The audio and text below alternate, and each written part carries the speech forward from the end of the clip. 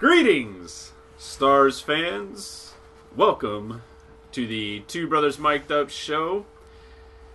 We are still in first place, but only because Chicago and St. Louis both lost their games, just like the Stars did yesterday against the Winnipeg Jets. It was game 62. If you don't know what we do, we sit down, we'll have a game of NHL going on in the background. We'll discuss what we saw from the most recent game of the Dallas Stars and give you our thoughts and discuss them right here for you on the internet. As each video starts, we go back to the last video. We always give predictions, so always stick around towards the end. Quinn, you liked a score of 5-3 if Dallas is going to come on top, and a score of 3-2 for Winnipeg. I liked a score of 3-1 for Dallas and a 2-1 score for Winnipeg. And it looks like we just can't predict these games anymore. We just don't know what we're going to get. I'm predicting low scores for the Stars and low scores for the opponents, but man, you can't just get a grasp on how this Stars team is going to play. But you know what? Last night, I got done watching that game, and I was like, you know what? That's been classic Stars for this season, because they showed up. You don't know if the Stars are ever going to show up at the beginning of the game. That's becoming a trend, and that's a scary trend. Or they show up great, get blazing, and then they just sit back. We actually got both of those games. Stars trudge out. The first 15 minutes actually looked pretty good. I mean, there was pace. Lindy Ruff juggling the lines again. Nichushkin up on the first line. We'll talk about that in a minute. Yoki Paka's back in the lineup. So it looked like he was, trying to reinvigorate this team that looked like it had gone stale. First 15 minutes go by. I actually wrote down in my notes, at the 7-minute mark, the pace really starts to ramp up. It starts looking like Stars hockey, and the Jets are kind of hanging in there. They're responding. They're getting their chances just like the Stars. And then they go ahead and let the most dangerous Winnipeg Jet loose with the puck. The one guy that had a ton of chances in the previous game, Mr. Blake Wheeler. He comes down and he just goes bar down, top corner. And then it just fell apart in like 5 minutes of the first period. We get scores from, what was it, Wheeler, and then like a minute later they score again from the point, and then 2 seconds left they score. I mean, it just was a terrible outing. Blake Wheeler, Enstrom, and Armia. Wasn't that like Enstrom's first goal of the season, or first goal on the road? Yeah, I mean, it was his second goal of the season, so he scored once at home and once on the road. Break down the first 15 minutes of the game and what you were seeing, and then go and break down the last 5, because they're 2 different periods. Well, I mean, the first couple of shifts out there, the Stars moving with purpose. They're at home, so they're obviously trying to get the fans into it. They're playing hard, they're hitting, they're skating, they're shooting. But I mean, it's the classic Stars breakdown. As soon as they get down on the score, it seems like they just don't care to play hockey anymore. It's like this team can only be winning. Nothing else can happen. They can't go down in the period, because that's not Stars hockey to them, I guess. But I mean, it's apparently that they just don't care to play whenever they're down. Yeah. The Blake Wheeler goal, I won't hang on Niemi. We had a bad pinch by Yoki Paka up towards the boards, like just way up. Then he should have been. Bad pinch, so that you chalk that one up kind of to defense. But the second and third, and I was all behind, Niemi being in this game. I thought, yes, I mean, he had. If it weren't for Niemi last game, Stars would have lost. So I was like, okay, yeah, keep riding that. Usually when Niemi gets a little hot, he stays a little hot. The second goal, you have him just completely sliding out of the way, overcommitting too much to the right side, and the puck goes back to him on the left. Just a bad goal. Okay, a bad goal will hurt you, but that last goal with 2 seconds left, I think, wow, like that you there's nothing you can explain for that. There's no silver lining in that. Don't even try. Move past it. It doesn't even look like it was moving that hard or that fast either. Just beat him. He played it wrong. Yeah, he was a second late on it before getting down. Now, going into the second period. The second period is actually really, really interesting because usually if the Stars get down like that, they're out. They might get 1 goal or something like that. They might muster up a little bit of energy. But that second period, within the first 4 minutes, the Jets take penalties and they score on 2 power plays. So within the first 4 minutes, it's already 3-2. The Stars come out and they have their guns just loaded and cocked, and they are just shooting all over the place. Like it was. I was surprised. I even wrote down, I am surprised with.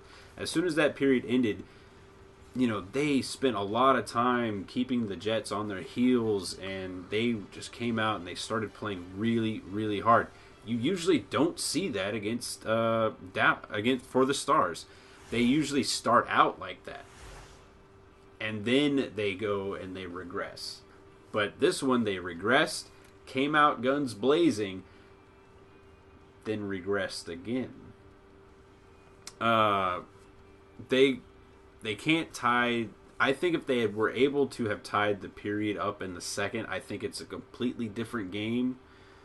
Getting out of the second when it's 3-2, but I mean Spezza is able to score within the first 3 minutes of the third period, which is great. It's all tied up. You start to believe, and then they give up that 4th goal. Just bad defense. Like I'm not sure. And you know what? The guy made what was it? Scheifele made a great pass. No, it was Scheifele scored. It was Scheifele that scored. Ehlers, I think it was Ehlers. They did the protect puck feature in NHL 16 and just threw it to the front of the net, and then you see Spezza and Goligoski just. I don't know what they were doing. No, it was Scheifele that scored. Yeah, no, you just said that. Yeah, it was Ehlers that was taking it around. Yeah, okay, I'm sorry, I read that wrong. Yeah, you have Ehlers just protecting the puck, coming with speed, and Goligoski's like, he sees that Klingberg is with him, and then Goligoski is like, you know what? I'm just going to leave the front of the net, and I am just going to say, whatever, my partner needs help. Bad defense. And then you see Spezza following suit, too. Yeah. The center who's supposed to, basically take up the spot in front of the net for the D-man. Yeah. Just behind Goligoski, just skating into nowhere. Yeah, just skates right on into the front.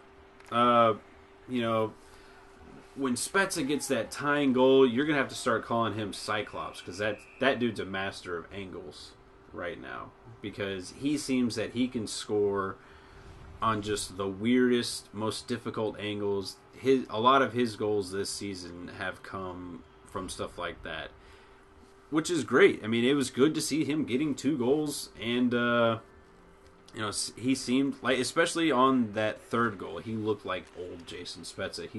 He was coming with speed. The Stars kept their speed from the second period, but then that defensive breakdown 4 minutes later just absolutely ruins the rest of the game for him.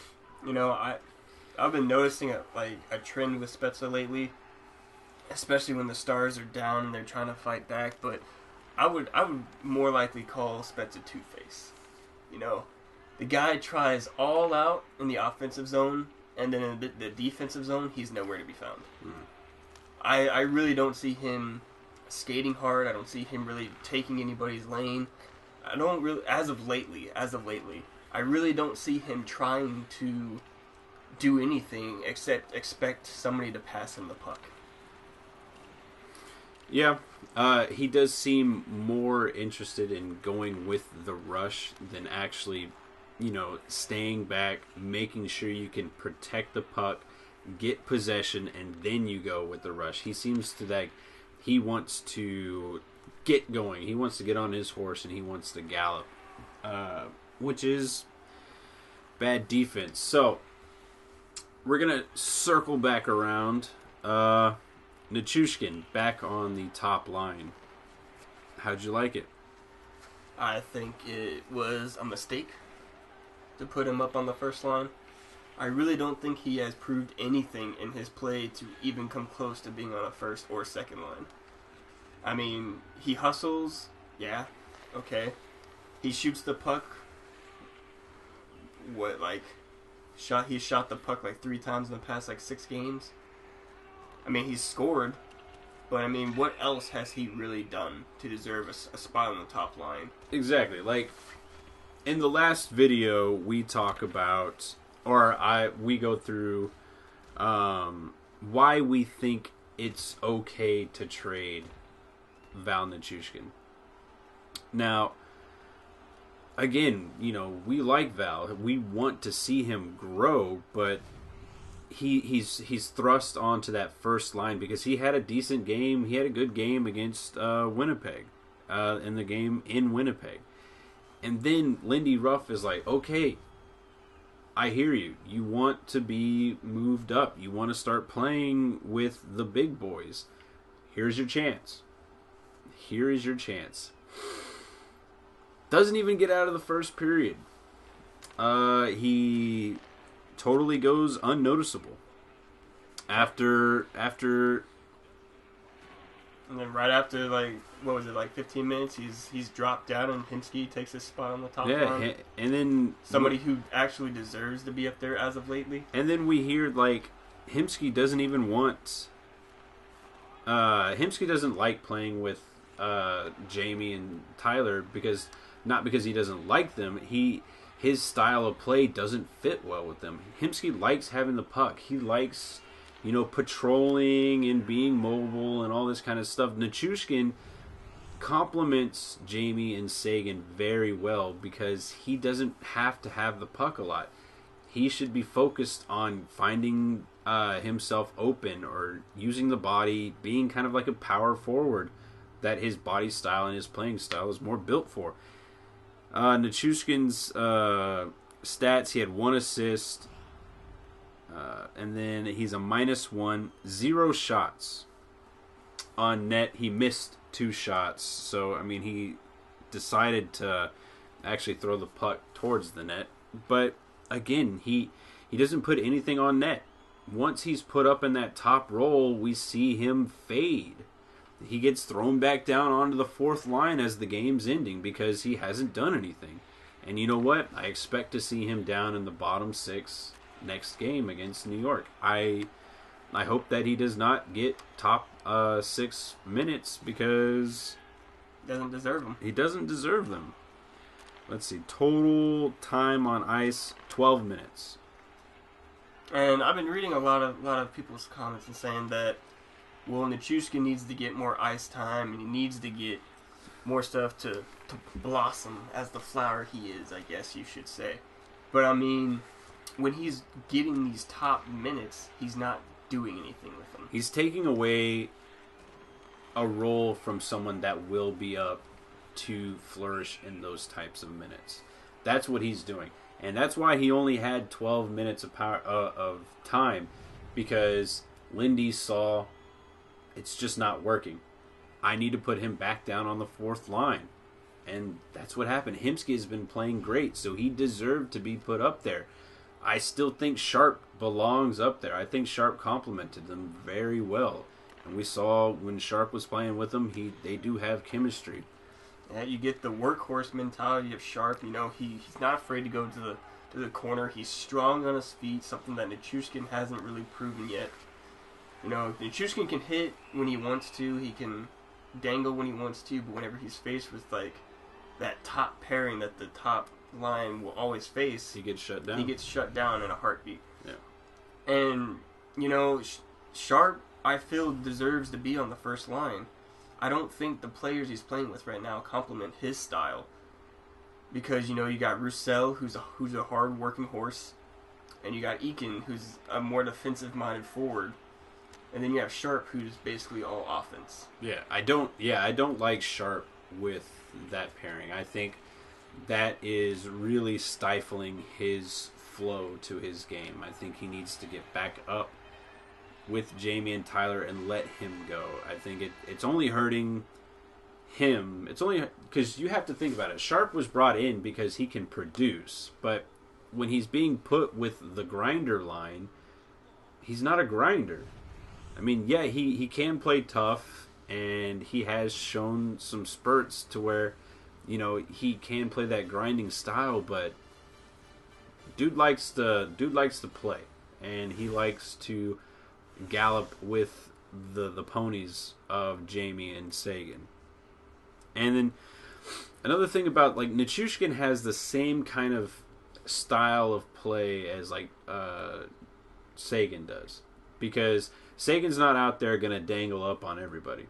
Sagan roams. He likes to find himself being open on his side so he can get his shot. And Nichushkin should kind of mimic the way Sagan plays, because Sagan works hard to get open, to try to find himself getting open. Because we saw that on his goal on the power play. He roams, he gets open. Like, he makes people forget about him because he's always on the go.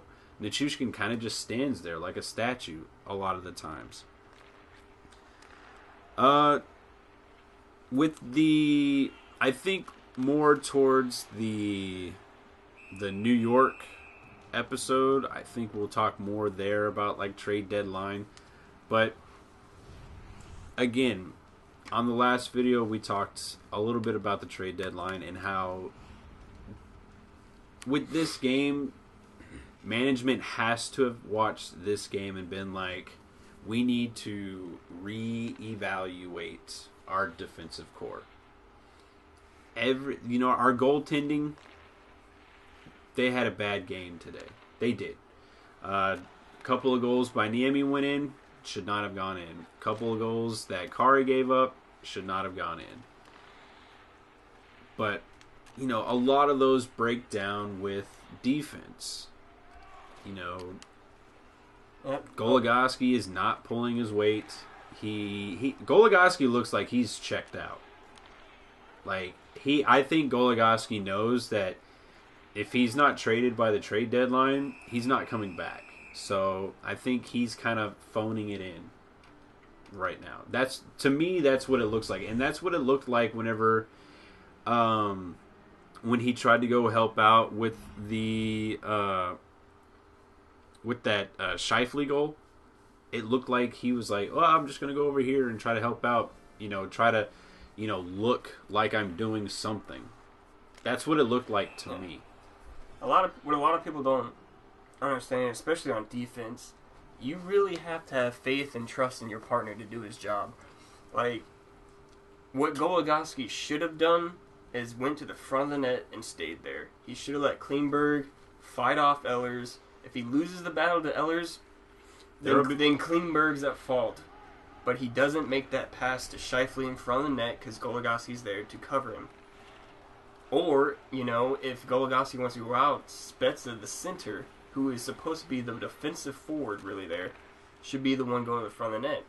This whole team's defensive mindedness is just garbage. Yeah. There's no defensive game to this team anymore. And the thing about it is that you go and Tyler Seguin was on with Bad Radio the other day and they talked about that. They're playing more offense, but they're not keeping their mind in their zone. Like, they want to get out of their zone so bad that they are just breaking down. And, like, when one thing wrong happens, they don't know how to rebound out of it. I will be very disappointed if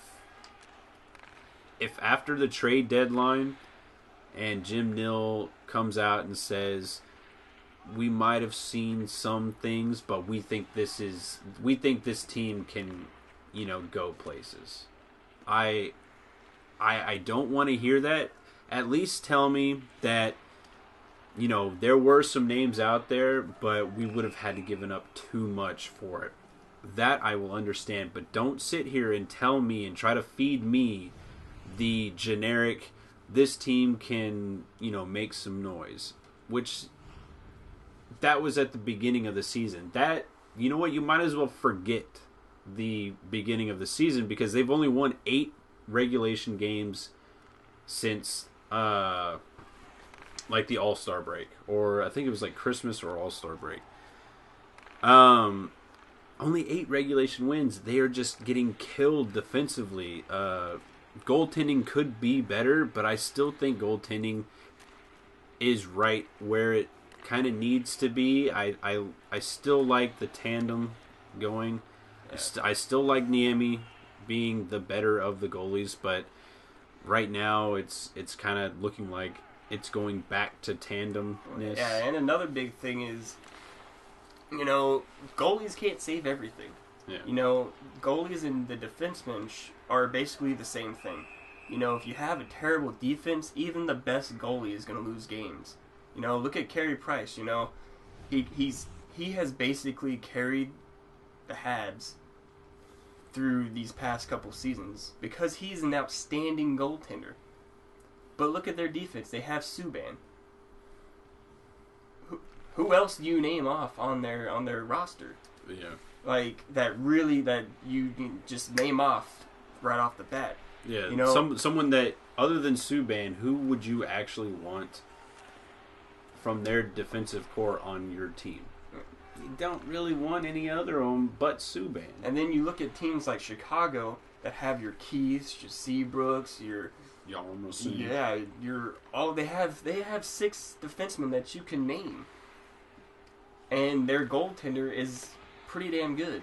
I mean, yeah, that's the thing. That's why they're a Stanley Cup team. Corey Crawford, he's not going to outduel Carey Price. I don't think he's built like that. What Corey Crawford does is he gives them good goaltending, and then you put that with top-notch defense, you're gonna win the majority of the games. Yeah, I think the bottom 3 of Chicago's defense is a little scary, or is a little worrisome, because they just picked up Ehrhoff today, and so Chicago is addressing their defensive issues. What are the Stars looking at? What are the Stars going to do about our defensive core? Let's talk about Jokipaka. He came into this game. He looked good for the first 15 minutes of the game. And then he had that bad pinch. Then he looked like a defenseman who hasn't played in the past 9 games. Exactly. That's the thing, is that you keep rolling out this mediocrity, and then when a new person comes in, they're expected to pump a little juice into them, but then everybody else kind of just starts bringing you down a little bit. I'm not saying that Jokipaka was a great defenseman. I mean, he was still out there for some goals against. He was a -2, so that's not great. But I think when you're getting in that lineup, it feels kind of like everyone around in that defensive core is kind of like a Debbie Downer. Like they kind of just make you sink down your skill level a little bit because that's how they're playing. They're not playing very great. Oduya gets undressed by a guy that only had 2 goals previously to this game, but you know what? You still have to treat everyone as a professional athlete because that's what they are. But Oduya has 2 Stanley Cups. He should know how to defend that situation, and he just gets undressed. Oduya. And the funny part is he's turned around the whole time, like not even looking at the dude, just trying to stick his stick in a lane. You turn around, play stand-up defense, and you knock his ass to the ground. Like, if something doesn't change by trade deadline, don't try to feed me the lines of this team is on the path to do something good, because no, it's not. This defensive core that you've built is not working, so something needs to happen. I don't want to go into too much because a lot of speculating is going on around everything like that. So more, I think after the New York game, we could talk a little more about that. But you know what? I want to keep it not as negative, so we'll go ahead and we'll end the episode here and go to the ratings. What did you rate this game? Probably a solid D. They showed promise. They did. They showed promise. They showed hustle in the second period. But, 20 minutes isn't going to win you a game. That first period and that third period just ultimately cost them the game. Like, it seems to be the trend now. Bottom-tier teams, Stars kryptonite. Yeah, I completely agree. I also wrote down a D. They had a great second period. I don't know what happened between, what was so different between the first intermission and the second intermission. It just doesn't make sense. The Stars played the New York Rangers Saturday at a matinee at 3 o'clock. Game 63. What kind of predictions do you have? Because remember, it's a home game, and they are not playing great at home. With the way that the games have been going lately, it's so hard to make these predictions because you don't want to predict your own team losing bad, but that seems to be the trend nowadays. So you don't want to undercut them, but then you also want to have some kind of hope. Yeah. So if Dallas comes on top, I feel it's gonna be a low scoring game because they rely heavily on Lundqvist to stop the Stars' offense. So I'll say 3-1. That seems to be the trend also with the Stars, that they seem to be getting at least 3 goals each game. They are staying at their average for their goals, but... And if New York wins, I'm going to say it's an onslaught because the defense just can't keep them in this game. So I'll say 6-2.